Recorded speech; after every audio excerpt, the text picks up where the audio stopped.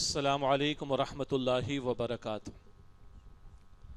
الحمدللہ نحمده ونستعینه ونستغفره ونؤمن به ونتوکل علیہ ونعوذ باللہ من شرور انفسنا ومن سیئات اعمالنا من يهده الله فلا مضل له ومن يضلل فلا هادي له واشهد ان لا اله الا الله وحده لا شريك له واشهد ان محمدا عبده ورسوله صلی اللہ علیہ وعلى آلہ واصحابہ وبارک وسلم تسلیما کثیرا فإن خیر الحدیث کتاب اللہ وخیر الہدی ہدی محمد صلی اللہ علیہ وسلم وشر الامور محدثاتها وكل محدثة بدعة وكل بدعة ضلالة وكل ضلالة في النار او كما قال رسول اللہ صلی اللہ علیہ وآلہ وسلم اما بعد اعوذ باللہ من الشیطان الرجیم بسم اللہ الرحمن الرحیم یا ایہا الذین آمنوا ادخلوا فی السلم کافة ولا تتبعوا خطوات الشیطان انہ لکم عدو مبین وقال اللہ تبارک وتعالی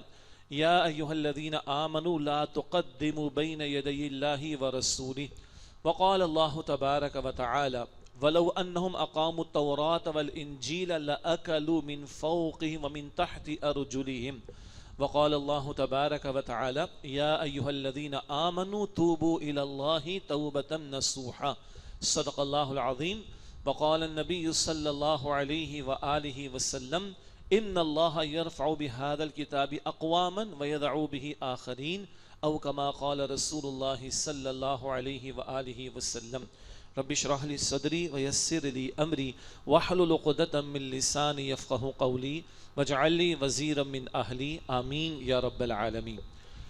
سب سے پہلے میں اللہ تعالیٰ کا شکر ادا کرتا ہوں اس کے فضل و کرم سے ایک بہت ہی اہم دینی ملی معاملے اور مسئلے اور پریشانی اور فکر مندی کے تعلق سے ہم یہاں جمع ہوئے ہیں، اور اللہ تعالیٰ کا شکر ادا کرنے کے بعد میں تنظیم اسلامی کے میرے رفقاء اور ساتھیوں کی جانب سے آپ تمام حاضرین حضرات و خواتین نوجوان بچے جو ہمارے ساتھ موجود ہیں، میں آپ سب کا شکریہ ادا کرتا ہوں کہ آپ نے ہمارے رفقاء کی اور ہمارے ساتھیوں کی دعوت قبول کی ہے۔ اللہ تعالیٰ ہم سب کا جمع ہونا قبول فرمائے اور فکر مندی کے ساتھ اخلاص نیت بھی عطا فرمائے، بیان کرنے والے کو بھی سننے والوں کو بھی اللہ ہم سب کو اخلاص نیت دے اور عمل کے جذبے کے ساتھ یہاں سے اٹھنے کی توفیق عطا فرمائے۔ موضوع ہمارا ہے کہ پاکستان کا اصل مسئلہ اور راہ نجات۔ ایک تو مسائل پر وہ گفتگو ہے جو روزانہ رات کو میڈیا کے چینلز پر ہوتی ہے اور اب سوشل میڈیا پر بھی ہوتی، اور رات 2 بجے تک 3 بجے تک لوگ بڑا وقت لگا کر ان سارے مباحث کو سنتے ہیں، اس کے بعد سو جاتے ہیں، صبح اٹھتے ہیں تو کچھ 2 مسئلے اور ہمارے سروں پر سوار ہوتے ہیں۔ اللہ تعالیٰ نے انسان کو یہ 2 آنکھیں تو دی ہیں، البتہ ہمارے استاد ڈاکٹر اسرار صاحب فرماتے تھے رحمۃ اللہ علیہ، اللہ نے 2 علوم بھی انسان کو دیے ہیں، اور ان علوم کے اعتبار سے 2 آنکھیں ہیں۔ ایک آنکھ ہے مادی اعتبار سے چیزوں کو دیکھنے والی آنکھ، مادی علوم ہے، اور ان علوم کی روشنی میں انسان غور و فکر کرتا ہے، عقل استعمال کرتا ہے، غور کرتا ہے، تدبر کرتا ہے اور مسائل پر کلام کرتا ہے۔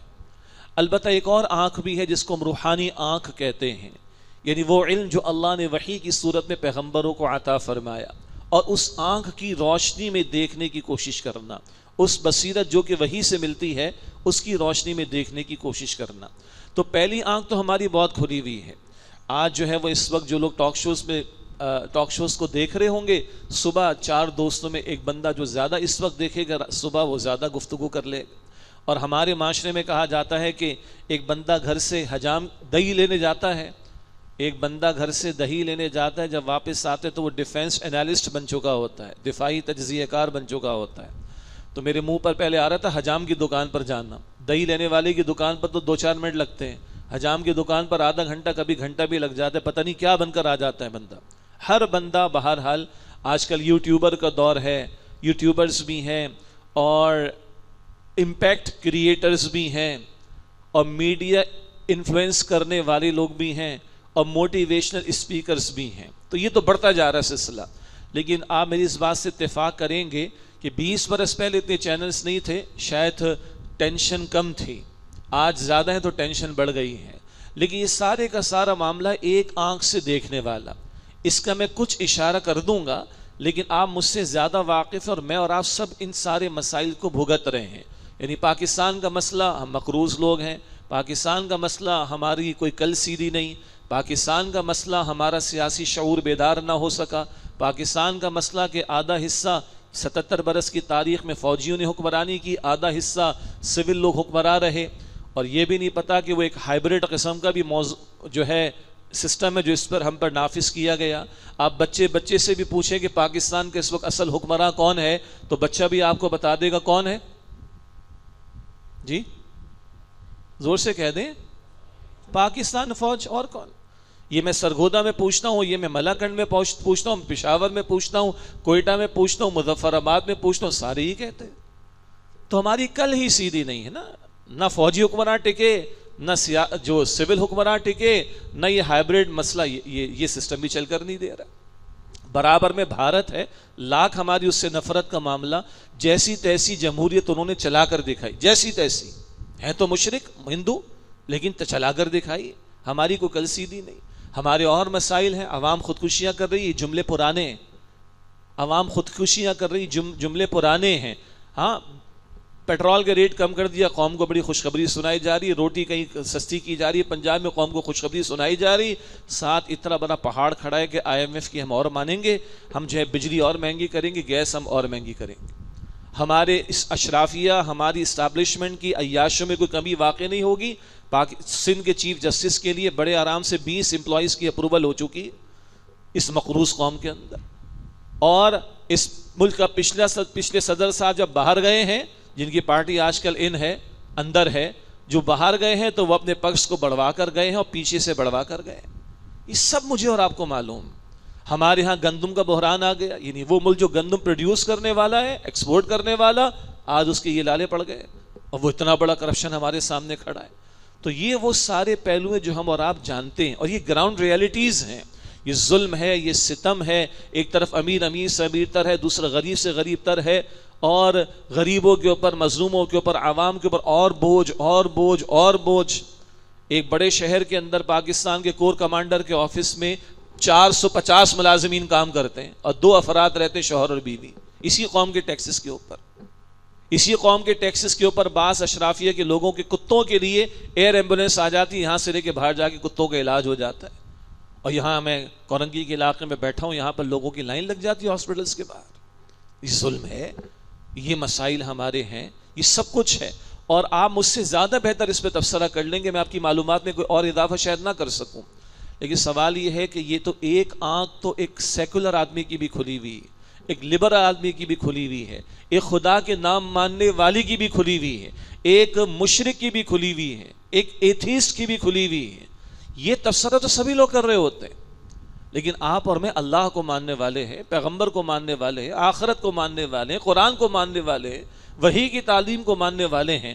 اللہ کی کتاب بھی ایک اور رہنمائی ہمارے سامنے رکھتی ہے، اللہ کی کتاب ایک اور آنکھ ہماری کھولتی ہے، اللہ کی کتاب ایک بصیرت مجھے اور آپ کو عطا کرتی ہے. لیکن اکثر اور بیشتر اس کی روشنی میں غور و فکر ہمارے ہاں عام طور پر مفقود پایا جاتا ہے. میں چاہتا ہوں کہ اس کی طرف تھوڑا سا اشارہ ہو. ایک اور انداز سے اس بات کو سمجھیے. اللہ تعالیٰ نے آدم علیہ السلام کو زمین پر بھیجا، وہ پہلے انسان ہیں، پہلے خلیفہ ہیں، پہلے نبی بھی ہیں. آدم علیہ السلام پہلے انسان، پہلے خلیفہ، پہلے نبی بھی ہیں. جتنی انسانیت کی تاریخ پرانی، اتنی خلافت کی تاریخ پرانی، اتنی نبوت اور وحی کی تاریخ پرانی ہے. آدم علیہ السلام کو اللہ تعالیٰ نے 2 علوم عطا کی. یہ 2 آنکھیں جن کا میں ذکر کر رہا ہوں اسی بنیاد پر. یہ 2 علوم کیا تھے؟ سورۃ البقرہ کی آیت نمبر 31 میں وَعَلَّمَ آدَمَ الْأَسْمَاءَ كُلَّهَا، اللہ تعالیٰ نے آدم علیہ السلام کو تمام چیزوں کے نام سکھا دیے. اس کو آج کی زبان میں عصری تعلیم کہہ دیں، عصری علوم کہہ دیں، مادی علوم کہہ دیں، سائنسی علوم کہہ دیں. وہ علوم جو انسان اپنی محنت سے کما لیتا ہے، حاصل کر لیتا ہے، جس کو انگریزی میں ایکوائرڈ نالج کہہ سکتے ہیں، یہ بھی اللہ تعالیٰ نے آدم علیہ السلام کو دیا. بھئی زمین پر بھیجا جا رہا ہے تو زمین کا پتہ ہونا، زمین کے وسائل کا پتہ ہونا، زمین کے مسائل کا پتہ ہونا لازم ہے. یہ علم بھی اللہ تعالیٰ نے آدم علیہ السلام کو عطا کیا، اور اولاد آدم اس کو ایکسپلور کرتی چلی جا رہی ہے، دریافت کرتی چلی جا رہی، کوئی حرج نہیں. لیکن ساتھ ساتھ اللہ نے دوسرا علم بھی عطا فرمایا.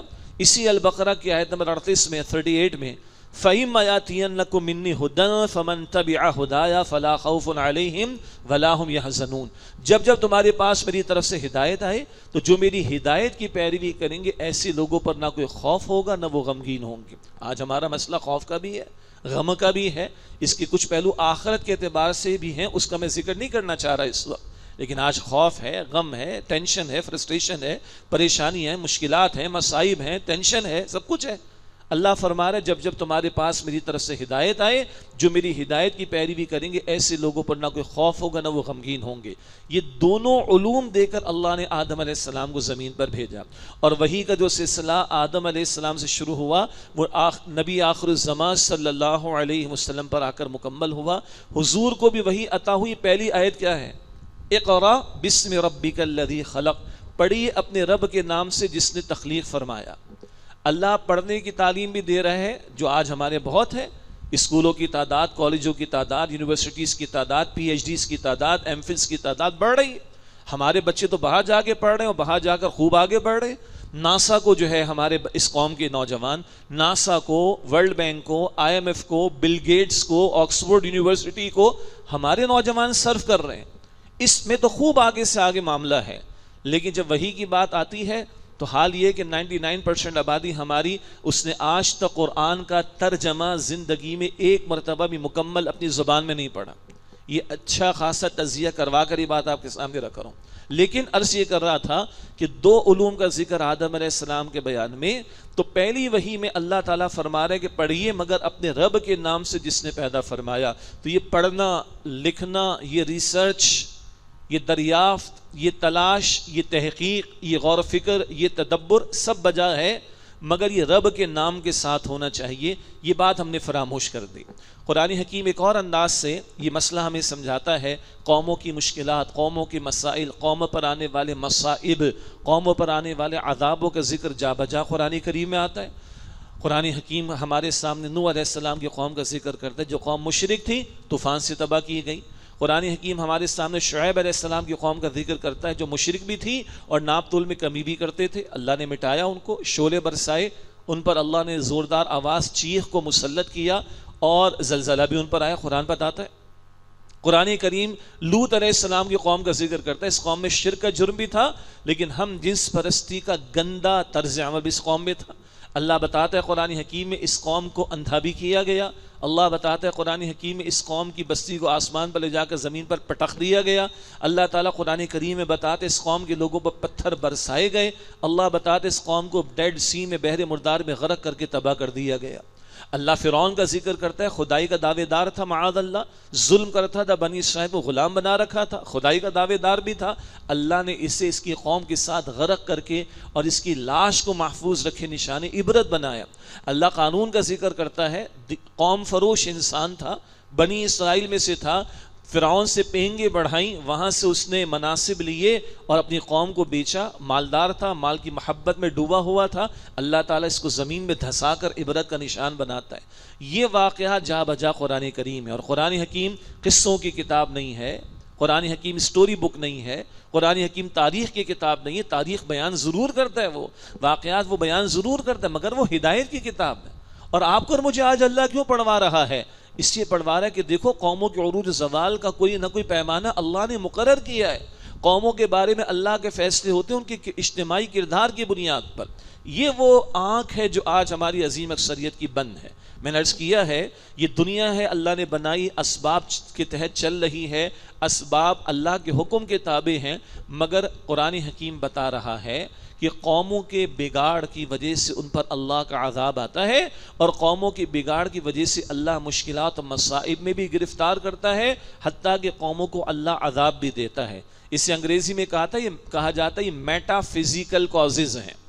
یہ قوموں کے عروج و زوال کی داستانیں اور قوموں کی ہلاکت کا تذکرہ اور قوموں کے عذاب کا ذکر جو قرآن کریم بار بار ہمارے سامنے رکھتا ہے. قرآن کریم بتا رہا ہے ان کے اجتماعی کردار کے بگاڑ کی وجہ سے زلزلے بھی اور طوفان بھی اور پتھروں کا برسایا جانا بھی، شعلوں کا برسایا جانا بھی، دھسا دیا جانا بھی، غرق کر دیا جانا بھی، اور دیگر کیفیات اللہ تعالیٰ نے تعریف فرمائی.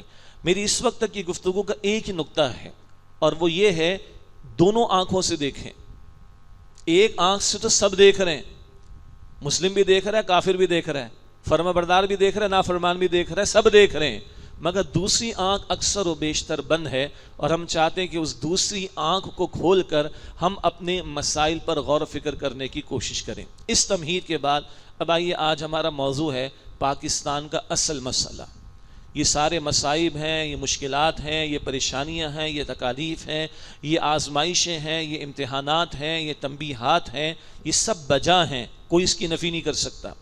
مگر اس کی ظاہری بہت ساری وجوہات ہو سکتی ہیں. جی ہمارے تعلیمی نظام کا مسئلہ ہے، ہوگا اور ہے. ہماری بیوروکریسی کے مسائل، اسٹیبلشمنٹ کے مسائل ہے، بالکل ٹھیک ہے، یہ بھی ایک وجہ بنتی ہے اس چیز کی. ہمارے شعور نہیں ہے، ہماری پلاننگ نہیں ہے، ہماری منصوبہ بندی نہیں ہے، یہ بھی بات کسی درجے میں ٹھیک ہو سکتی ہے. ہم ان اسباب کی نفی نہیں کر رہے، مگر ان اسباب کے اوپر ایک مسبب الاسباب کی ذات ہے، اللہ سبحانہ وتعالی، اور اس نے اپنے کلام میں قوموں کے عروج و زوال کا ذکر بھی کیا. اور بڑی دلچسپ بات ایک اور ہے، ایک ہے اللہ کے نہ ماننے والے کافر. ان کافروں کو دنیا میں اللہ نے مال بھی دیا، دولت بھی دی، کرسی بھی دی، اقتدار بھی دیا، فرعون بھی ہے، نمرود بھی ہے، شداد بھی ہے، اور ابو جہل، ابو لہب جیسے لوگ بھی ہیں، اور ان کے انجام کو بھی اللہ تعالیٰ نے بیان فرمایا. اصل میں یہ جو اس وقت مسئلہ ہے نا پاکستان کا اصل مسئلہ، یعنی ہماری حکومتیں الٹی لٹک رہی ہیں لیکن مسئلے حل نہیں ہو کے دے رہے. پھر ہم نے IMF کو راضی کرنے کی کوشش کی، پھر اللہ اس کے رسول کے ساتھ جنگ کو ہم اور طول دیں گے، ہم سود ختم نہ کر کے پھر اللہ اور اس کے رسول کے ساتھ جنگ میں اور آگے بڑھیں گے. ہمارا ایک بچہ بھی 2.5 لاکھ کا مقروض پیدا ہو رہا ہے، وہ 3 لاکھ کا مقروض ہو جائے گا، اور مشکلات بڑھیں گی. بہرحال عرض کرنے کا مطلب یہ ہے کہ ہم اس نگاہ سے نہیں دیکھ رہے جو رب کائنات کی وحی ہمیں بتا رہی ہے کہ دیکھو قوموں کے عروج و زوال میں ان کے اجتماعی کردار کا معاملہ پیش آتا ہے. ہاں میں ایک بات عرض کر رہا تھا کہ کافروں کو دنیا میں بھی اللہ دولت دے دیتا ہے، شہرت دے دیتا ہے، مال دے دیتا ہے، کرسی دے دیتا ہے، اقتدار دے دیتا ہے. ہمارے ہم بعض لوگ یہ بڑا غلط قسم کا تجزیہ کرتے ہیں، مغربیت زدہ لوگوں کی طرف سے تجزیہ آتا ہے کہ ہماری ترقی میں سب سے بڑی رکاوٹ مذہب ہے. یہ جو ہم اللہ کو مانتے ہیں اور اللہ کی ماننے کی باتیں کرتے ہیں، ہم تو اسلام کو دین کہتے ہیں، یہ لوگ انگریزی کا لفظ ریلیجن اس کا ترجمہ مذہب کر دیتے ہیں. تو ہماری ترقی میں سب سے بڑی رکاوٹ جو ہے وہ مذہب ہے، معاذ اللہ. تو ہمارا صاف صاف جواب یہ ہے، اگر صرف یہ دنیا اصل ہے اور صرف یہ دنیا ہی دنیا چاہیے ہے تو سادے سادے ٹھیک ٹھیک پکے پکے کافر بن جاؤ. کافر بن کر فرعون جیسا اقتدار بھی شاید مل جائے، نمرود جیسی بادشاہت بھی مل جائے، قارون جیسی دولت کے خزانے بھی مل جائیں، ابو جہل ابو لہب جیسی سرداری بھی مل جائے گی. اللہ نے ان بڑے بڑے کافروں کو دیا، آج کے 100 کافروں کو اور دے دے گا اللہ، کوئی مسئلہ نہیں. مگر ہم کہتے نہیں، ہم تو مسلمان ہیں، ہم تو اللہ اور رسول کے ماننے والے صلی اللہ علیہ وسلم. تو پھر معاملہ مختلف ہے. وہ جو کہا کہ اپنی امت پر قیاس اقوام مغرب سے نہ کر، خاص ہے ترکیب میں قوم رسول ہاشمی صلی اللہ علیہ وسلم. ہمارا معاملہ مختلف ہے. کافر کو دنیا میں خوب مل جائے گا، آخرت میں کچھ نہیں ہے اس کے لیے، مسئلہ ختم، سادہ ہے. اور کوئی فقط دنیا چاہتا ہے کافر بنے، لے لے دنیا، اللہ کے خزانوں میں کمی بھی نہیں، اور اللہ نے بڑے بڑے کافروں کو بہت کچھ دیا. لیکن دعویٰ ہو کہ ہم مسلمان ہیں، دعویٰ ہو کہ ہم اللہ اور اس کے رسول علیہ السلام کو مانتے ہیں، تو یہ دعویٰ تقاضا کرتا ہے ثبوت پیش کرنے کا اور وفاداری کا. اگر اللہ کے ساتھ وفاداری نہیں، اللہ کے ساتھ غداری ہے جو ہم کر رہے ہیں، بے وفائی ہے جو ہم کر رہے ہیں، وعدہ خلافی ہے جو ہم کر رہے ہیں، جھوٹے دعوے ہیں یا وعدے جو ہم کر رہے ہیں، تو پھر تو مصیبت آنی ہم پر. یہ دو چار کی طرح وضاحت ضروری. یہ میں نے دوسری بات عرض کرنا چاہیے. کافر بن کے دنیا چاہو لے لو، مسلمان ہونے کا دعویٰ کرو تو اللہ اور اس کے رسول کے ساتھ وفاداری کے ساتھ اللہ کے وعدے ہیں کہ دنیا میں بھی تمہیں عطا فرمائے گا. بے وفائی کے ساتھ، غداری کے ساتھ، بے وفائی کے ساتھ، سرکشی کے ساتھ، نافرمانیوں کے ساتھ تمہارے لیے اللہ تعالیٰ کی طرف سے کچھ نہیں. اب آئیے تھوڑا پاکستان کے تنازع میں ایک اور مسئلے کو جان لیں. دنیا میں ایک ملک ہے اسرائیل، ہماری اس سے نفرت ہے، ہماری اس سے دشمنی کھڑا ہوا ہے، اور وہ قائم ہوا ہے دھونس بدماشی کی بنیاد پر. ہمارا یہ مسئلہ اقصی کا، فلسطین کا تو تھا مسیحیت کے ماننے والوں کے ساتھ، عیسائیوں کے ساتھ، اور سیدنا عمر کے دور میں رضی اللہ تعالی عنہ انہوں نے باقاعدہ معاہدہ اور سارا کچھ کر کے مسلمانوں کے حوالے کیا اس کے چارج کو، مسئلہ تو ختم ہو گیا تھا۔ یہ تو ڈائسپورا ہوا یہود کا، دنیا میں تتر بتر ہوئے، پھر 1917 میں برطانیہ کی بدماشی کے نتیجے میں، بیلفور ڈکلیریشن کے نتیجے میں پھر یہ کہ ان کو یہاں پر آنے کا موقع ملا، اور پھر امریکہ کی بدماشی اور سرپرستی کے ساتھ 1948 میں UNO سے اسرائیل کو منوایا گیا۔ آج مجھے آپ بتائیے، امریکہ اور برطانیہ اور چند یورپی ممالک اگر اسرائیل کو اسلحہ نہ دیں تو یہ ٹھہر سکتے ہیں حماس کے سامنے؟ یہ کھڑے ہو سکتے ہیں عربوں کے مقابلے میں؟ سوال ہی پیدا نہیں ہوتا۔ تو اسرائیل کا قیام ہے دھونس، دھمکی، بدماشی کی بنیاد پر، اور جب تک یہ دھونس، بدماشی، دھمکیاں امریکہ پشپنائی پر، برطانیہ پشپنائی پر، کیسے کیسے اعلانات امریکہ کی طرف سے ہو رہے ہیں اور کتنی بے باکی کے ساتھ۔ انٹرنیشنل کورٹ آف جسٹس ہو، ان کو دھمکیاں امریکہ کی طرف سے، UN میں کوئی قرارداد آ جائے ویٹو کر دے گا امریکہ۔ ہم دیکھ رہے ہیں نا، بدماشی ہے، اور ملینز آف ڈالرز کا اسلحہ اور ویپنز اور یہ سارا کچھ ہر تیسرے دن آپ دیکھ رہے ہیں کہ وہ امریکہ پرووائڈ کر رہا ہے۔ یہ میں نے کیوں عرض کیا آپ کے سامنے؟ یہ ملک کھڑا ہوا ہے دھونس، دھمکی، بدماشی کی بنیاد پر۔ جب تک دھونس، دھمکی، بدماشی اور امریکہ اور برطانیہ چند یورپی ممالک کی سرپرستی اسرائیل کو حاصل ہے، وہ کھڑا رہے گا۔ یہ بدماشی، یہ دھونس، دھمکی، سرپرستی ختم ہو جائے، وہ ختم ہو جائے گا۔ ہم کس بنیاد پر بنے؟ یہ پاکستان کس بنیاد پر قائم ہوا؟ میں کراچی میں بیٹھ کر بات کر رہا ہوں، کورنگی میں بیٹھ کر بات کر رہا ہوں، برابر کی گلی میں بینر بھی مہاجر کے لگے ہوئے ہیں۔ ہمارے بھی باپ دادا ہجرت کر کے آئے، آپ میں سے، مجھ میں سے اکثر کے باپ دادا ہجرت کر کے آئے۔ کاہے کے لیے آئے تھے؟ کیوں آئے تھے ہمارے باپ دادا؟ ایک ہی کلمہ تھا نا، پاکستان کا مطلب کیا؟ لا، یہی تھا نا، یا کچھ اور تھا؟ کہ جناب ہم ایک الگ خطہ چاہیے جہاں ہم سود کا نظام قائم کریں گے، ہمیں ایک الگ خطہ چاہیے جہاں ہم فلم انڈسٹری قائم کریں گے، ایک الگ خطہ چاہیے جہاں پہ ہم ڈانس کروائیں گے، ایک الگ خطہ چاہیے جہاں ہم تعلیمی اداروں میں جو ہے وہ میوزک کے کمپٹیشنز کروائیں گے۔ کیا ہمارے باپ دادا نے یہ وعدے کیے تھے؟ یہ کرنے کی ضرورت نہیں تھی، کیونکہ بھارت میں سب کچھ ہو سکتا تھا اور ہو رہا ہے آج۔ ہمارے باپ دادا نے لکیر کھینچی تھی دو قومی نظریے کے نام پر، اور ہم نظریے کی بنیاد پر قائم ہوئے ہیں۔ اس کراچی میں اس کو منی پاکستان کہتے ہیں نا، یہاں اردو بولنے والا بھی ہے، پنجابی بولنے والا بھی ہے، سندھی بولنے والا بھی ہے، پشتو بولنے والا بھی ہے، بلوچی بولنے والا بھی ہے، سرائیکی بولنے والا بھی ہے، سندھی بولنے والا بھی ہے، یو نیم اٹ۔ ساری زبانوں والے مل جائیں گے، نسلوں والے مل جائیں گے، ان کی زبانیں مختلف ہیں، ان کے گھروں میں پکنے والے کھانے مختلف ہیں، بعض مرتبہ ان کے ڈریس کوڈ مختلف ہیں۔ جب تک پاکستان کے دو ٹکڑے نہیں ہوئے تھے تو بنگال ہمارے ساتھ تھا نا، بنگلہ دیشی عورت کا لباس اور ایک پشتون عورت کا لباس، زمین آسمان کا فرق، لباس الگ، زبان الگ، نسلیں الگ، بود و باش کے انداز الگ، کھانے پینے کے انداز الگ۔ تو کیا چیز ہمیں مشترک تھی؟ نظریہ تھا، کلمہ تھا، اسلام تھا۔ ہم بنے نظریے کی بنیاد پر۔ اسرائیل قائم ہوا دھونس، دھمکی، بدماشی کی بنیاد پر۔ دھونس، دھمکی، بدماشی ہٹا دے، اسرائیل ختم، کھڑا ہی نہیں رہ سکتا۔ ہم بنے نظریے کی بنیاد پر، نظریہ ہٹا دیں، ہم کھڑے نہیں رہ سکتے۔ نظریہ ہٹا، بنگلہ دیش بنانا، بھائی دو کوریا کی مثالیں دنیا میں تھی، دو جرمنی کی مثالیں دنیا میں تھی، دو پاکستان ہو جاتے، ایسٹ اور ویسٹ، مشرقی مغربی پاکستان نہیں۔ زبان اوپر آ گئی، تعصب اوپر آ گیا، الگ ہونے والوں نے نام رکھا بنگلہ دیش۔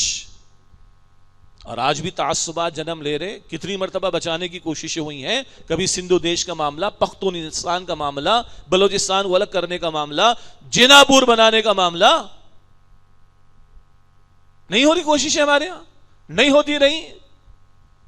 کیا شہر روکے گی اس کو؟ تو ہمارے ان تعصبات نے ہمیں لڑوایا۔ اس شہر میں لاشیں آپ نے دیکھے، ہم نے دیکھے، ہمارے گھرانوں میں سے لوگوں کی جانیں گئی ہیں تعصبات کی بنیاد پر، نسلی تعصبات کی بنیاد پر۔ تو بھائی اگر زبان اوپر آئے گی تو پاکستان کے 20 ٹکڑے ہو جانے چاہیے، اتنی زبانیں تو ہوں گی نا۔ تو اصل مسئلہ کیا ہے؟ ہماری اٹھان ہے اسلام کے نام پر، ہم جمع ہوئے تھے کلمے کے نام پر، ہم نے ملک لیا تھا اسلام کے نام پر۔ ان تعصبات سے ہمیں کوئی شے نجات دے گی تو وہ اسلام ہے۔ اچھا، کرپشن ہے، جھوٹ ہے، وعدہ خلافی ہے، گالم گلوچ ہے، یہ کس کی صفات ہے؟ منافقین کی نا۔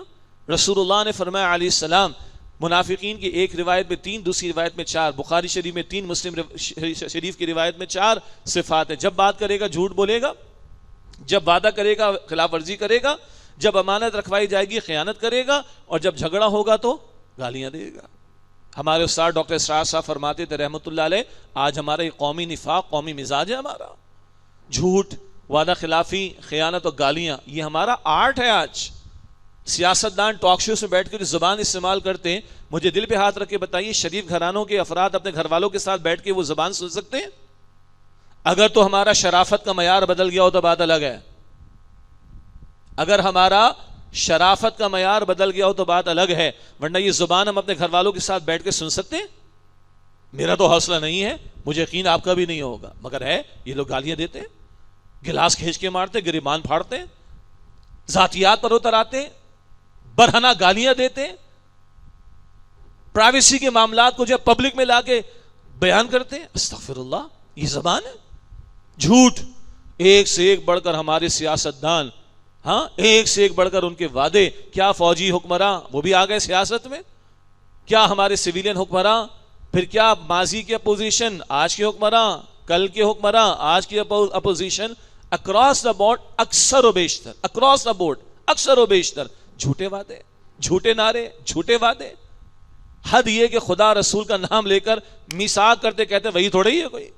کل کو گالیاں دینے والے آج ہم شیر و شکر ہیں، اور کل کی نفرتیں کرنے والے آج ہاتھ میں ہاتھ ڈال کر کھڑے ہوئے. تو یہ سیاست کرتے ہیں بھائی، وعدہ خلافی ہے. بڑا اچھا کسی صاحب مفتی منیب الرحمان صاحب نے کہا، بڑی پیاری بات انہوں نے کہی، یہ ساری سیاسی جماعتیں اپنے منشور پیش کرتی ہیں نا، الیکشن کا ٹائم آتا ہے، یہ کر دیں گے، یہ کر دیں گے، یہ کر دیں گے. کوئی پوچھنے والا ہے ان کو؟ کوئی الیکشن کمیشن پوچھنے والا ہے ان کو کہ میاں تم نے یہ نعرے لگائے تھے، تم نے یہ دعوے کیے تھے، تم نے منشور پیش کیا تھا، اب تمہیں حکمرانی مل گئی، بتاؤ اس کو پورا کر رہے ہو کہ نہیں کر رہے ہو؟ کوئی پوچھنے والا نہیں، کوئی چیک اینڈ بیلنسز نہیں. تو جھوٹ بھی ہے، وعدہ خلافی بھی، امانت میں خیانت. یعنی جتنے بڑے عہدے پر بندہ بڑھتا چلا جاتا ہے، آپ کرپشن دیکھ لیں. اب کوئی 2-4 لاکھ کی کرپشن تو کچھ بھی نہیں ہے، کروڑ کی کرپشن کچھ بھی نہیں، اربوں کی کرپشن کا معاملہ. یہ بہرحال آج ہمارا قومی مزاج. البتہ ناراض نہ ہوئیے گا، حکمرانوں کو برا بلا کہہ کے، سیاستدانوں کو برا بلا کہہ کے میری اور آپ کی جان نہیں چھوٹے گی. کیا دکان پر بیٹھ کے میں بھی جھوٹ تو نہیں بول رہا؟ کاروباری معاہدے کر کے میں بھی خلاف ورزی تو نہیں کر رہا؟ ذرا کوئی طیش ہے تو 2-4 گالیاں میری زبان پر تو نہیں آ جاتی، گھر میں یا دوستوں میں، کاروبار میں، رشتہ داروں میں؟ اگر ہاں تو پھر یہ ہمارے لیے ہے.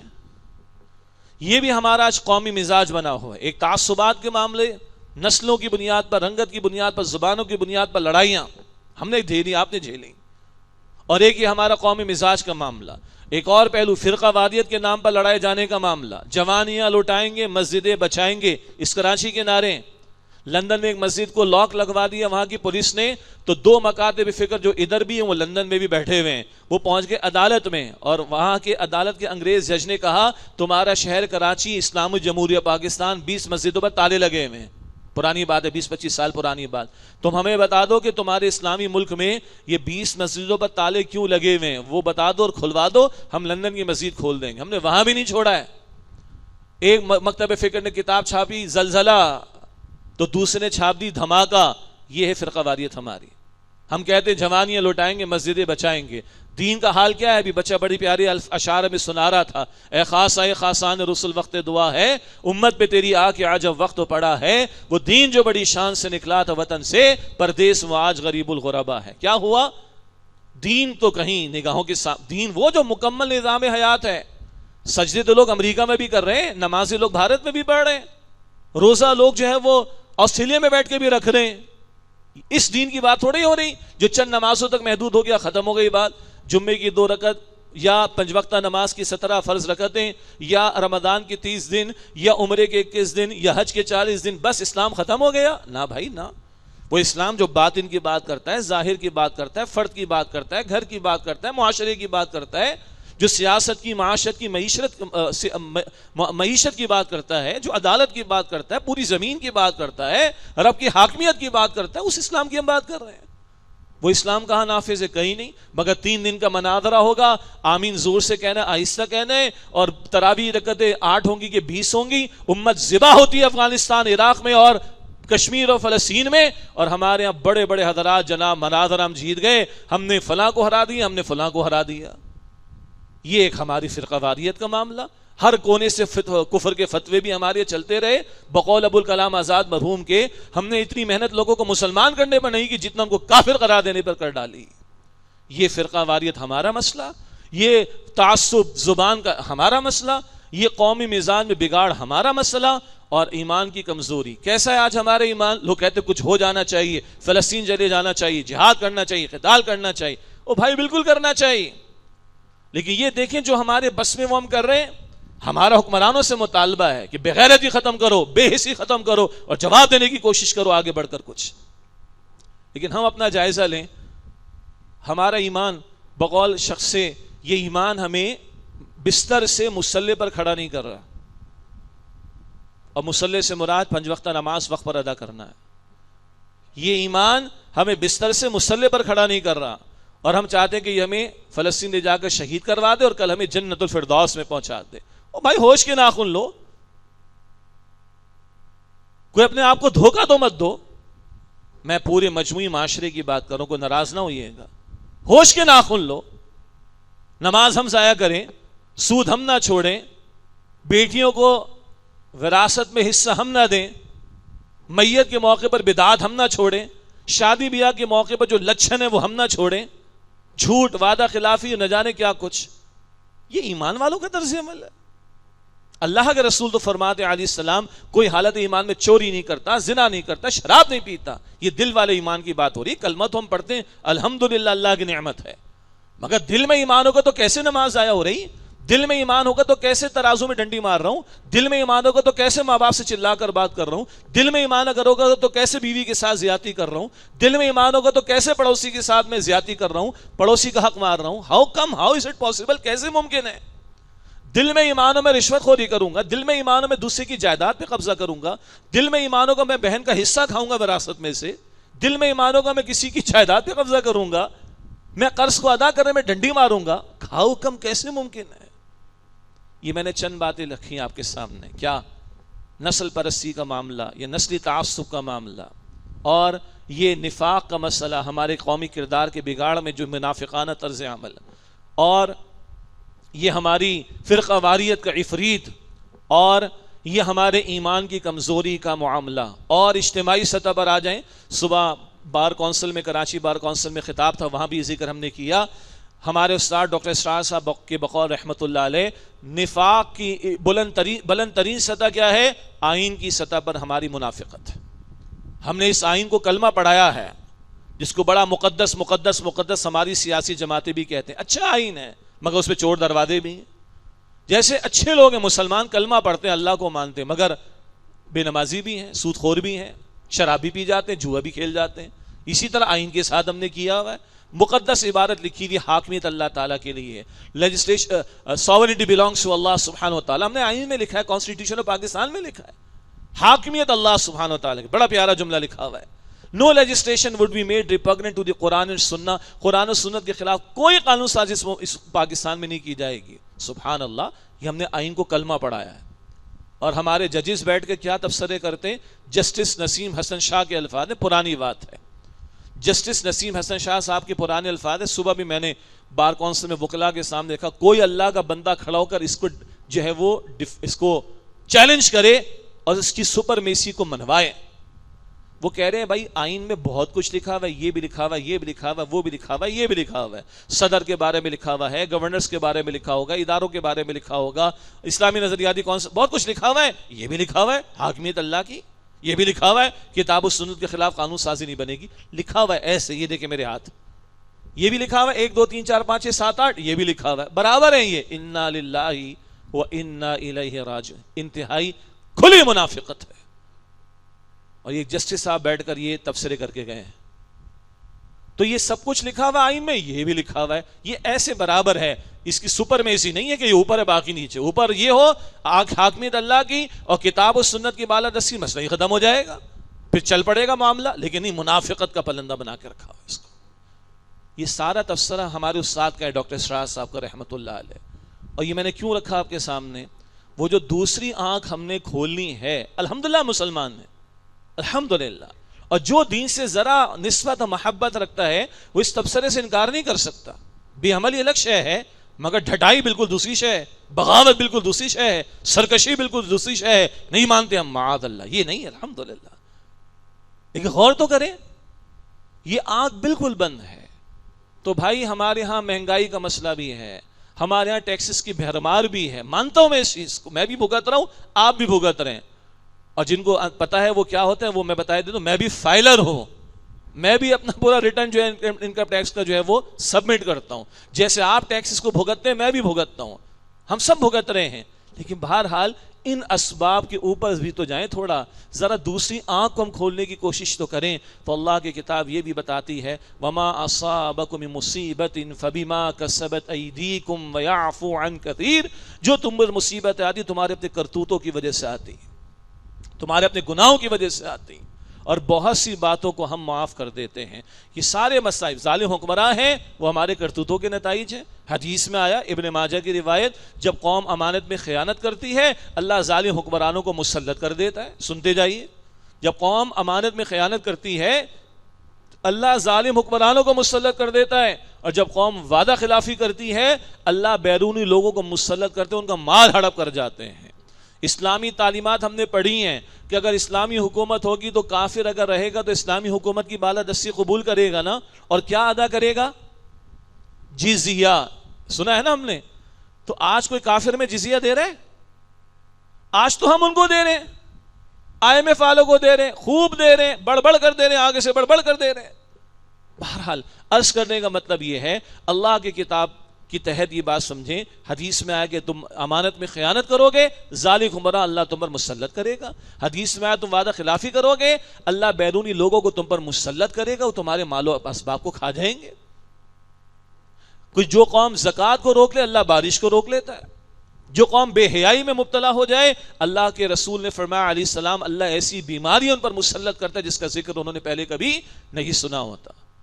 اور سنیں، جب قوم کے حکمراں اللہ کی شریعت کے احکامات کے مطابق فیصلے نہیں کرتے تو اللہ آپس میں ٹکرا دیتا ہے، آپس میں لڑا دیتا ہے، آپس میں بھیڑا دیتا ہے۔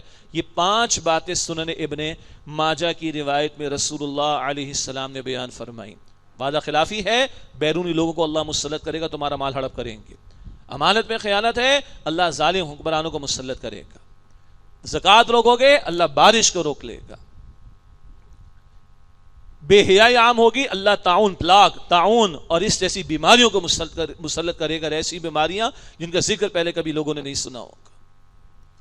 اور جب قوم کے حکمراں شریعت کے مطابق فیصلے نہ کریں اللہ آپس میں تفرقے میں مبتلا کرتا ہے، لوگوں کو بھڑاتا ہے اور ایک دوسرے کی طاقت کا مزہ چکھاتا ہے۔ یہ ہے وہ تبصرہ جو آج ہم کرنے کو بہت سے لوگ تیار نہیں، اور اکثر لوگ سننے کو تیار نہیں، اور لوگ غور فکر کرنے کو تیار نہیں۔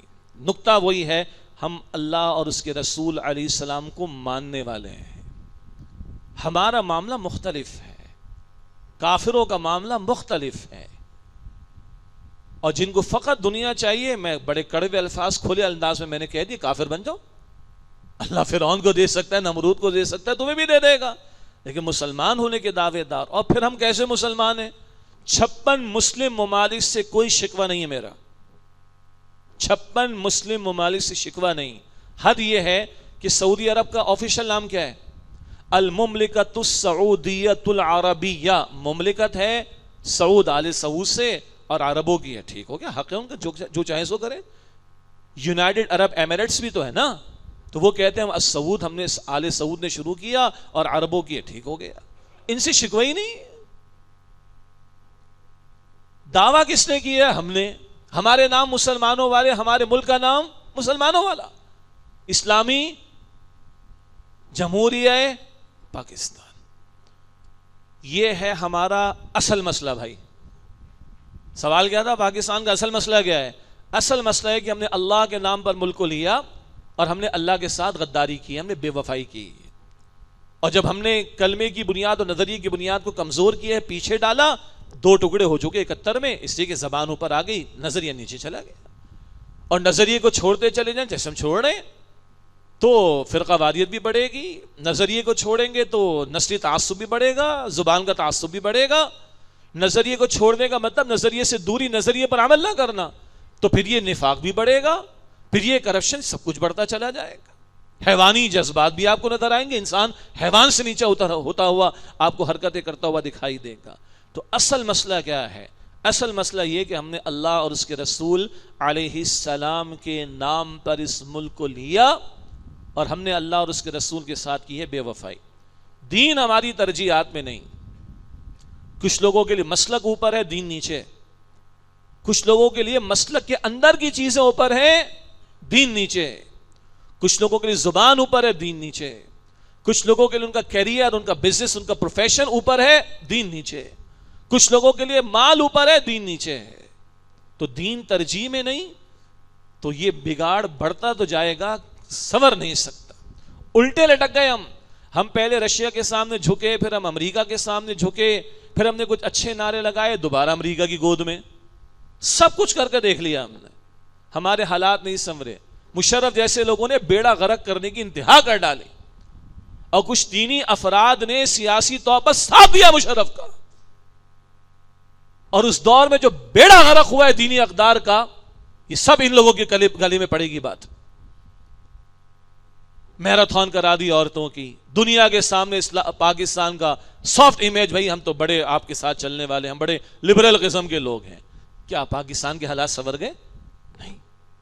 ہم نے اپنے افغان بھائیوں کا سودا کیا، بڑے بڑے مجاہدین کو ہم نے گرفتار کر کے ان ظالموں کے حوالے کیا ہے. ہم نے اتنے بڑے سودے کیے ہیں، ڈالر کمائے اس سے، امریکہ کے سامنے جھکے.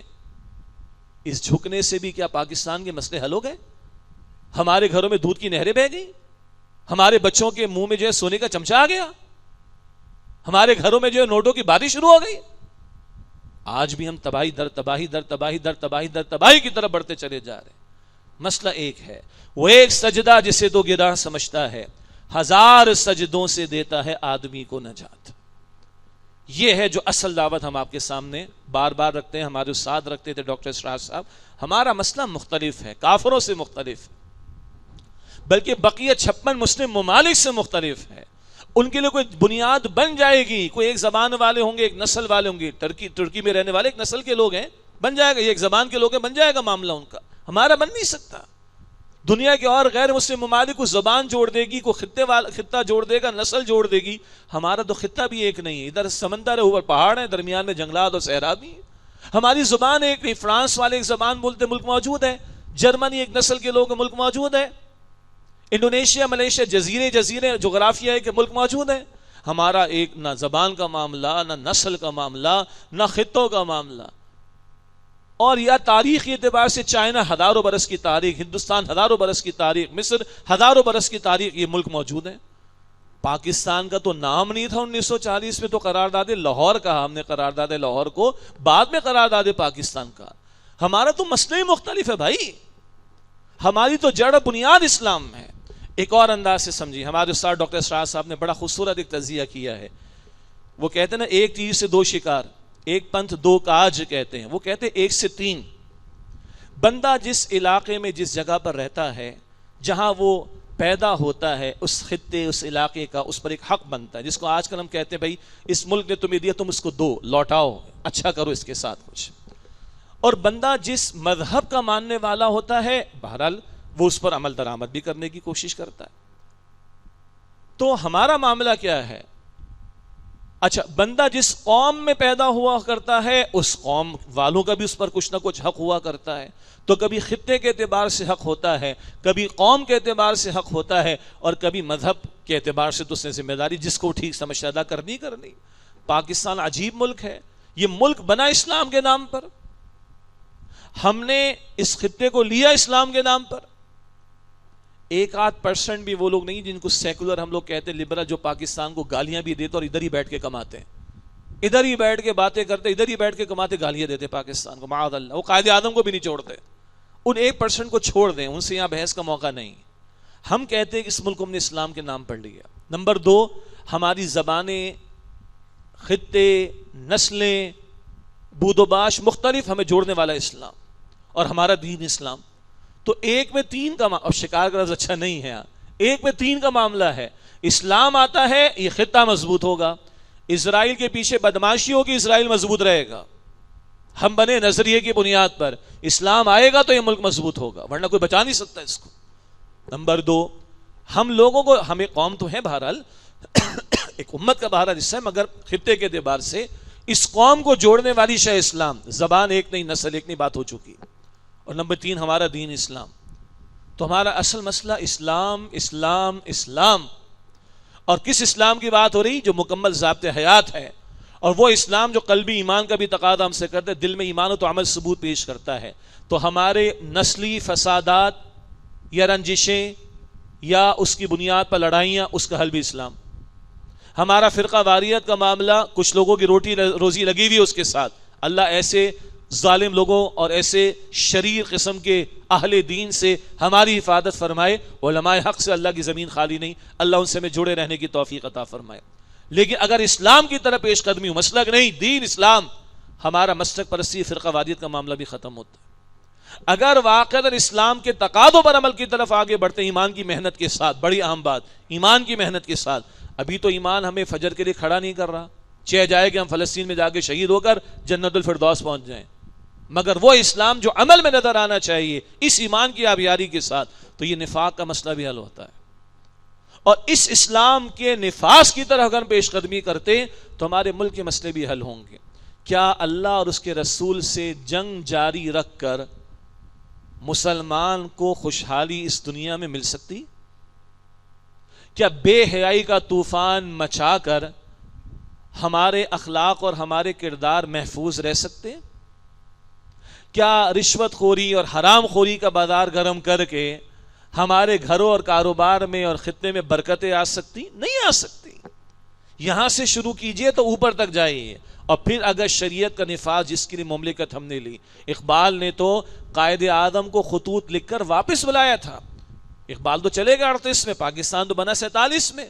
قائد اعظم اس دور کی مسلم لیگ کے لوگوں کی حرکتوں سے مایوس ہو کر برطانیہ چلے گئے، اور اقبال جس سے فلسفہ جرمنی میں پڑھا، وہ اقبال خطوط لکھ کر قائد اعظم کو کہتے کہ آپ واپس آئیے، میں نے تو جہاں تک دنیا کے مسائل پر غور و فکر کیا، اس دنیا کے مسئلوں کا حل شریعت اسلامی کی سوا کہیں نہیں۔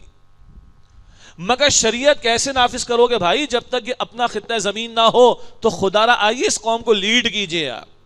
یہ تو اقبال نے قائد اعظم کو جو ہے وہ انوائٹ کیا، بلکہ کہیے کہ ترغیب و تشویق دلا کر واپس بلایا، اور قائد اعظم کے الفاظ موجود ہیں، وہ پیچھے بھی لکھا ہوا میرا پیغام قرآن ہے۔ وہ 11 اگست کی ایک تقریر بڑی معروف ہے، اس پر بات ہو سکتی ہے، 115 تقریر ہم پیش کر سکتے ہیں جس میں یہ جملے موجود ہیں۔ میرا پیغام قرآن ہے۔ قائد اعظم کہتے دنیا میں یہ سرمایہ دارانہ نظام نے، یہ کیپٹلسٹ اکانومی نے انسانوں کو غلام بنا کر چھوڑا ہے۔ ہمیں اللہ نے موقع دیا، ہمیں اسلام کے عادلانہ نظام پر مبنی معیشت کے نظام کو دنیا کے سامنے پیش کرنا ہے تاکہ دنیا کو ظلم سے اور غلامی سے نجات مل سکے۔ ہم نے تو بڑے ویژن کے لیے پاکستان لیا تھا۔ پاکستان منزل تھوڑا ہی ہے کوئی، اسلام کی طرف پیش قدمی، ساری زمین پر اللہ کا دین غالب ہو، اس کی طرف ہم نے جانا تھا۔ تو قائد اعظم کلیئر تھے، اقبال کلیئر تھے، اور میرے اور آپ کے باپ دادا بھی کلیئر تھے۔ بڑا ظلم کرتے ہیں وہ لوگ جو اس پاکستان کو سیکولر بنانے کی بات کر کے شہداء کا مذاق اڑاتے ہیں، گویا کہ جو لاکھوں جانیں اللہ کی راہ میں پیش ہوئی، ان کا مذاق اڑاتے ہیں ایسے ظالم لوگ۔ اور پھر قرآن یہ کہتا ہے اگر تم اللہ کی شریعت کے نفاذ کی طرف چلو تو سورۃ المائدہ کی آیت نمبر 66 میں اللہ تعالیٰ نے اہل کتاب کا ذکر کیا، مگر اب تو کتاب قرآن ہے۔ قرآن فرماتا ہے وَلَوْ أَنَّهُمْ أَقَامُوا التَّوْرَاةَ وَالْإِنْجِيلَ لَأَكَلُوا مِنْ فَوْقِهِمْ وَمِنْ تَحْتِ أَرْجُلِهِمْ، اگر وہ تورات اور انجیل کو قائم کرتے، یعنی اس کے احکام کا نفاذ کرتے، اپنے اوپر سے بھی کھاتے، اپنے نیچے سے بھی کھاتے۔ اللہ کے خزانوں میں کوئی کمی ہے؟ ہمارے یقین میں کمی ہے۔ اللہ کے خزانے کتنے؟ اللہ فرماتے حدیث قدسی ہے بخاری مسلم شریف میں، بڑا پیارا مقام ہے مسلم شریف کی اس روایت میں 10 مرتبہ ذکر آیا یا عبادی یا عبادی یا عبادی، اے میرے بندو اے میرے بندو اے میرے بندو، 10 مرتبہ یہ انداز۔ باقی جو ہمارے گھروں اور دفاتر میں وہ ایک پرچہ لگا ہوتا ہے نا، اے میرے بندے، ایک میری چاہت ہے اور ایک تیری چاہت، اور ہوگا وہ جو میری چاہت ہے، یہ کوئی حدیث قدسی نہیں۔ یہ حدیث قدسی کے طور پر بیان کرنا بالکل غلط، کوئی ثبوت نہیں اس کا۔ لیکن یہ روایت مسلم شریف کی یا عباد 40 نبوی ہمارے اس کا مطالعہ بھی کرایا جاتا ہے، اس میں بھی موجود ہے۔ اللہ فرماتے اے میرے بندو، تمہارے اول و آخر، شروع سے آخر تک، تمہارے تمام کے تمام جنات، تمہارے تمام کے تمام انسان، تمام کے تمام سب کے سب بیک وقت ایک بہت بڑے چٹیل میدان میں کھڑے ہو جائیں اور سب مجھ سے مانگیں، سب مجھ سے سوال کریں، اور میں سب کو سب کچھ ان کے مانگنے کے مطابق عطا کر دوں۔ یہ اللہ فرما رہا ہے حدیث قدسی میں۔ تمہارے اول، تمہارے آخر، تمہارے انسان، تمہارے جنات، شروع سے آخر تک تمام کے تمام ایک چھٹیل میدان میں کھڑے ہوں، سب مجھے پکاریں اور مجھ سے مانگیں اور میں سب کو سب کچھ ان کے مانگنے کے مطابق عطا کر دوں، میرے خزانوں میں کوئی کمی واقع نہیں ہوگی. بس اتنا ہے، بس اتنی سی بات ہے کہ سمندر سوئی ڈبو کر دیکھو کتنا پانی لگ کر آیا، بس کوئی نسبت ہے. آج مسئلہ کیا ہے؟ اللہ کی ذات پر یقین نہیں. وہ اللہ جو اس پوری کائنات کا بنانے والا اور چلانے والا، آج تھوڑا تھوڑا ابھی 4% بھی 4% بھی کائنات انسان نے ایکسپلور نہیں کی ہے. بگ بینگ کی بات ہم نے کر لی، بلیک ہولز کی بات ہم نے کر لی، ایکسپینڈنگ یونیورس کی بات ہم نے کر لی، لائٹ ایئرز کی ہم نے پتہ نہیں کیا کچھ کر لیا. ابھی 4% کائنات بھی ہم نے ایکسپلور نہیں کی ہے. اس اللہ کی عظمتوں کو ہم کیا جانے، مگر وہ ہے عظیم. اور لہو ملک السماوات والارض لہو ما فی السماوات وما فی الارض، آسمان و زمین کے بادشاہت اس کے لیے، آسمان و زمین کے خزانے اس کے لیے، کوئی کمی نہیں ہے. ہمارے یقین میں کمی کا مسئلہ ہے. وہ اللہ فرماتا ہے اگر یہ تورات اور انجیل کو قائم کرتے، اس کے احکام کا نفاذ کرتے، اپنے اوپر سے بھی کھاتے، اپنے نیچے سے بھی کھاتے. مسئلہ وہی ہے جو میں نے عرض کیا تھا کہ وہ ایک سجدہ جسے تو گراں سمجھتا ہے 1000 سجدوں سے دیتا ہے آدمی کو نجات. آخری چند منٹ میں آپ کے لے رہا ہوں. راہ نجات کیا ہے؟ ایک لفظ میں ہے وہ توبہ، ایک لفظ میں. مگر توبہ کا بھی ہم نے غلط مفہوم لے لیا ہے، اور ہم نے تنظیم اسلامی کے پلیٹ فارم سے پاکستان میں کئی مرتبہ توبہ کے عنوان سے مہمات چلائیں. خود ہمارے ساتھی بیٹھے ہیں، سب نے محنت کی، انہوں نے بیان کیا، میں نے بیان کیا، اور آپ یقین کریں لوگ اتنا بھی خیال نہیں کرتے، اتنا بھی لحاظ نہیں کرتے. یار ابھی بندے نے توبہ کے موضوع پر 1-1.5 گھنٹہ کلام کیا ہے، اور کلام کرنے کے بعد باہر نکل کر ہم اپنے اسمارٹ فون دیکھتے ہیں تو پتہ ہے کیا میسج ہوتا ہے؟ اچھا توبہ سے مسئلہ حل ہو جائے گا، اچھا توبہ سے مسئلہ حل ہو جائے گا. تو ایک تو یہ مذاق اڑانا اللہ کی پکار کا. اللہ پکارتا ہے سورہ تحریم میں، یا ایھا الذین آمنوا توبوا الی اللہ توبۃ نصوحا، اے ایمان والو توبہ کرو اللہ کے حضور سچی اور پکی توبہ. مگر سمجھو تو صحیح توبہ کا مطلب کیا ہے.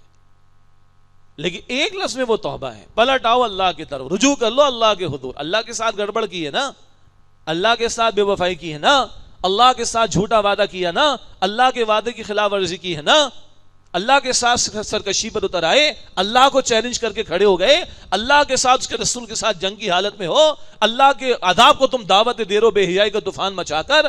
لوٹاؤ اللہ کی طرف.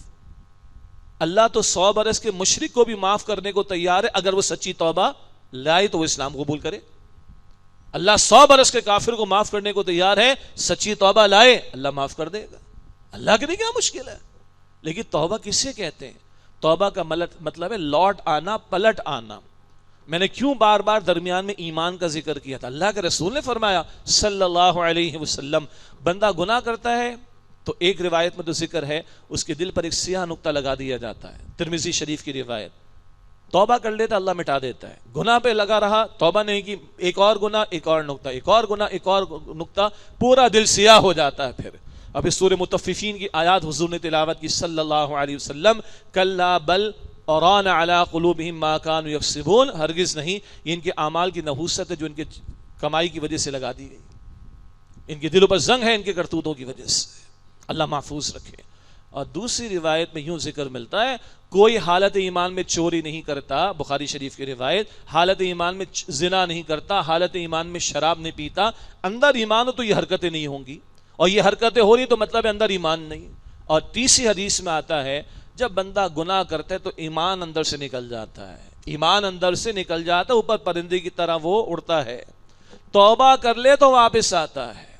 آج یہ سارا نفاق، آج یہ دنیا کی ہوس، آج یہ فرقہ واریت میں ڈوبنا، آج یہ نسلی تعصب کی بنیاد پر لڑائی کرنا، آج اللہ کے احکام کے ساتھ کھلواڑ کرنا، آج اللہ کے دین کا سودا کرنا، آج اللہ کی شریعت کی خلاف ورزی کرنا، آج اللہ کے دین کے احکام میں رکاوٹیں ڈالنا، یہ ایمان کی علامت ہے؟ ایمان ہوگا تو یہ حرکتیں ہوں گی نہیں.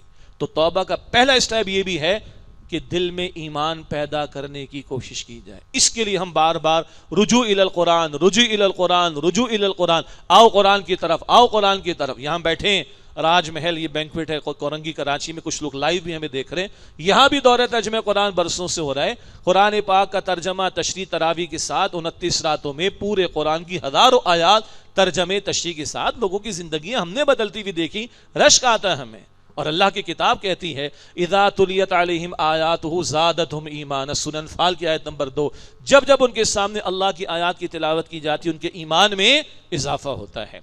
اس کا دوسرا تقاضا، جتنے دین پر میں اور آپ عمل کر سکتے فوراً عمل کریں.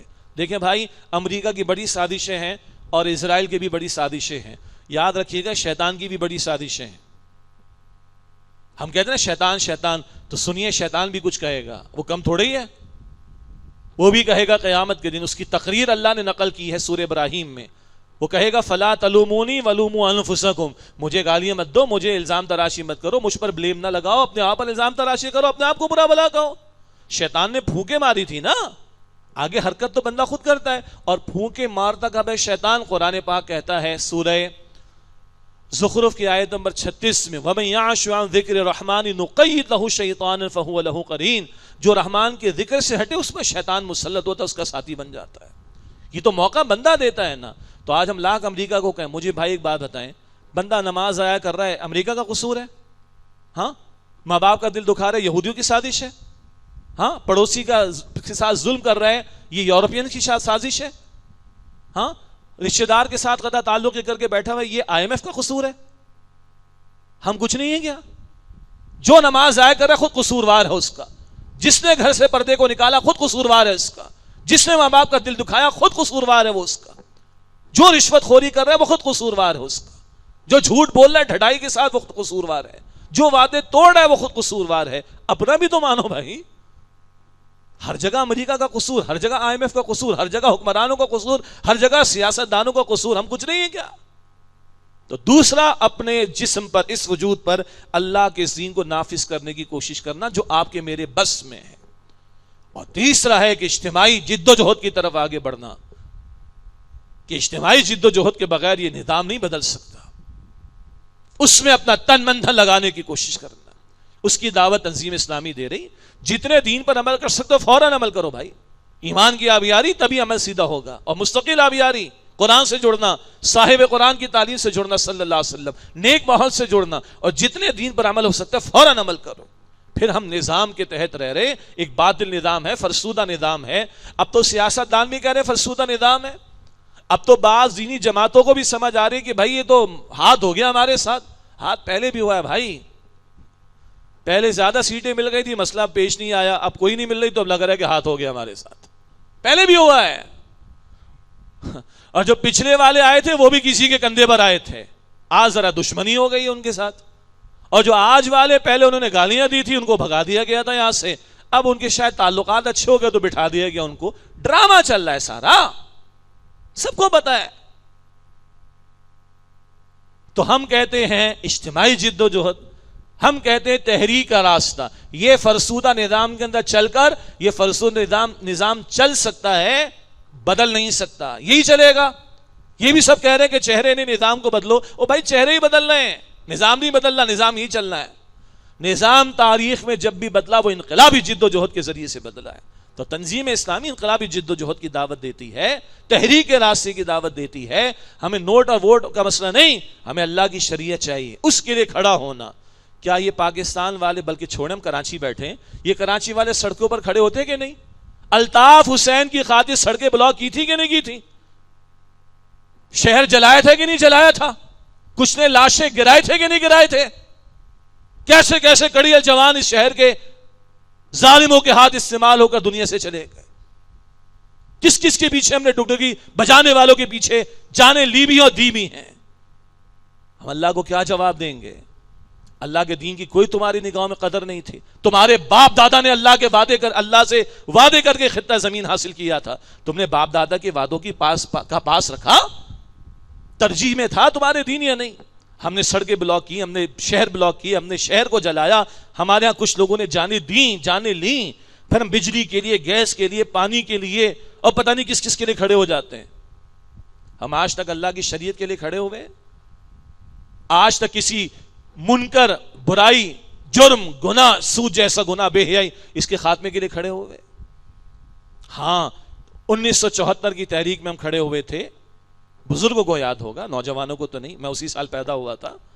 لیکن ہمیں بتایا گیا ہے، خبریں ہمارے پاس، پوری رپورٹس ہمارے پاس، تصاویر اور ویڈیوز ہم نے دیکھی، علماء بھی میدان میں تھے عقیدہ ختم نبوت کے تحفظ کے لیے، عوام بھی سڑکوں پر تھی، عدالتی کارروائی بھی ہوئی، بھٹو کے ہاتھوں اللہ تعالیٰ نے کام کروا دیا، اللہ تعالیٰ جس سے چاہے کام لے لے، تحریک چلی اور ہم نے عقیدہ ختم نبوت کا تحفظ کیا اور قادیانیوں کو کافر قرار دلوایا ہم نے. ہاں یاد ہے کہ نہیں؟ تو عقیدے کے تحفظ کے لیے کھڑے ہوئے تو شریعت کے لیے بھی تو کھڑا ہونا چاہیے کہ نہیں؟ شریعت کے احکام کے نفاذ کے لیے بھی تو کھڑا ہونا چاہیے کہ نہیں؟ یہ ہے ہماری گزارش، انقلابی جد و جہد، منظم انداز سے سم و تعات کے پابند لوگ، اپنے وجود پر دین کو نافذ کرنے والے، اور شریعت کے مطالبے کو لے کر کھڑا ہونا اور متفقہ بات کریں. سود کے خاتمے میں کسی کا اختلاف نہیں، بے حیائی کے خاتمے میں کسی کا اختلاف نہیں، برباد کر کے رکھ دی ان چیزوں نے ہماری معیشت اور ہماری معاشرت کو. اللہ کا حکم نافذ ہو، انسانوں کا نہیں، بندوں پر بندوں کے رب کا حکم نافذ ہو، کسی کا اختلاف نہیں. ان مشترکات پر کوئی تحریک اگر برپا ہو، اور میں تو دل سے دعا کرتا ہوں ہماری دو بڑی سیاسی دینی جماعتیں، بلکہ دینی سیاسی جماعتیں، جماعت اسلامی اور جمعیت علماء اسلام، منظم جماعتیں ہیں، بڑی فالوئنگ ہے، بڑا افراد کار ان کے پاس موجود ہیں. کیا اچھا ہو جائے کہ اب ان کو بھی سمجھ میں آ گئی فرسودہ نظام ہے، تو آئیں میدان کے اندر اور تحریک کی طرف آئیں، مطالبے کی طرف آئیں. ارے کرسی اقتدار کے بھوکے نہیں، ہوس نہیں ہمیں اس چیز کی، ہمیں شریعت کا نفاذ چاہیے. کیا عجب کہ یہ دو بڑی جماعتیں اور حضرات بھی سیاست کے میدان میں جو دینی لوگ ہیں، کیا عجب کہ ان کو یہ سمجھ میں آ جائے بات اور اس راہ پر وہ چل پڑے. تو بہرحال یہ لاکھوں کا مجمع ہے، ان کے دھرنے بھی ہم نے دیکھے، ان کے مارچ بھی ہم نے دیکھے. دھرنے کبھی کسی کو لانے کسی کو بھگانے کے لیے تھے، ہم کہتے ہیں شریعت کو لانے کے لیے ہو جائے تو کیا یہ اچھی بات ہے. اور دھرنا مذاق نہ بنے، ہلڑ بازی نہ اس کے اندر، دھرنا مذاق نہ بنے، اقدام ہو لیکن وہ شریعت کے مطالبے کے ڈو اینڈ ڈائی والی بات ہے. جانے دیے بغیر کبھی انقلاب نہیں آتا، خون دیے بغیر کبھی تبدیلی نہیں آتی ہے. تو یہ ہم تین باتیں میں نے عرض کی آپ کے سامنے. کیا راہ نجات؟ نمبر ایک، ایمان کی آبیاری، وہ ایمان جو بندے کو مسئلے پر بھی کھڑا کرے، وہ باطل کے مقابلے میں بھی کھڑا کرے گا، اور مستقل قرآن کے ذریعے اس کی آبیاری، صاحب قرآن کی تعلیم کے ذریعے اس کی آبیاری صلی اللہ علیہ وسلم، اور خیر کے ماحول سے جڑ کر اس ایمان کی آبیاری. نمبر دو، جتنے دین پر، جتنی شریعت پر فوراً عمل ہو سکتا ہے فوراً عمل کریں. شیطان کو اور دجال کو برا کہنے سے بات نہیں بنے گی، اپنے آپ کو سیدھا کرنا پڑے گا. باقی دجال کے شر سے بچنے کے لیے کوشش و دعا، اور شیطان کے حملوں سے بچنے کے لیے کوشش و دعا، یہ مستقل کرنے کا کام. اور نمبر تین، شریعت کے نفاذ کے لیے جد و جہد انقلابی سطح پر تحریک کے راستے سے منظم انداز میں، پرامن انداز میں، مگر شریعت کا مطالبہ لے کر کھڑا ہونا. اگر اس کی طرف آئیں، یہ راہ نجات صرف پاکستان کی بات نہیں کر رہا ہوں میں، میرا اور آپ کا اصل مسئلہ آخرت کا ہے، یہ ذہن میں رکھیے گا. لیکن میں نے کہا تھا اسلام اتنا پیارا ہے، اس پر آئیں تو ہمارے تعصبات بھی ختم ہو جائیں، ہماری فرقہ واریت بھی ختم ہو جائے، ہماری بے عملی بلکہ فساد بھی ختم ہو جائے. اسلام کی طرف آئیں تو قوم بھی متحد ہو جائے، اسلام کی طرف آئیں تو وہ ہے ہی ہمارا دین، اس پر عمل ہوگا، آخرت کامیاب. اور اسلام کی طرف آ جائیں تو ملک مضبوط ہوگا. اسرائیل بدماشی کی بنیاد پر مضبوط ہے، یہ پاکستان اسلام کی بنیاد پر مضبوط ہو سکتا ہے. تو ایمان ممکن حد تک اپنے وجود پر شریعت کا نفاذ اور اجتماعی جد و جہد کے ذریعے شریعت کے نفاذ کے لیے کھڑا ہونا، اس کا مطالبہ لے کر کھڑا ہونا، اس میں ہماری دنیا کی بھی بھلائی اور ہماری آخرت کی بھی کامیابی ہے. اور اللہ فرماتا ہے وَمَن يَبْتَغِ غَيْرَ الْإِسْلَامِ دِينًا فَلَن يُقْبَلَ مِنْهُ وَهُوَ فِي الْآخِرَةِ مِنَ الْخَاسِرِينَ. سورہ آل عمران کی آیت نمبر 85 ہے. جو اسلام کو چھوڑ کر کوئی اور دین، کوئی اور نظام، کوئی اور سسٹم آف لائف اختیار کرے گا، وہ ہرگز اس سے قبول نہیں کیا جائے گا. اور وَهُوَ فِي الْآخِرَةِ مِنَ الْخَاسِرِينَ، اور یہ لوگ تو آخرت میں خسانہ اٹھانے والوں میں سے ہوں گے. اللہ تعالی ہمیں دنیا اور آخرت کے خسارے سے بچائے. اور ایک لفظ میں بات تھی توبہ، اور تین باتوں میں ہم نے اس کو کھولا: ایمان، پکا سچا قلبی یقین والا. نمبر دو، ممکنہ تک شریعت پر فوراً عمل کی کوشش. نمبر تین، اجتماعی جد و جہد اختیار کر کے شریعت کے نفاذ کے لیے محنت میں آگے بڑھنا. یہی تنظیم اسلامی کی بنیادی دعوت ہے. اللہ تعالیٰ مجھے، آپ کو، ہم سب کو اخلاص کے ساتھ عمل میں آگے بڑھنے کی توفیق عطا فرمائے. آمین یا رب العالمین. وآخر دعوانا ان الحمد للہ رب العالمین.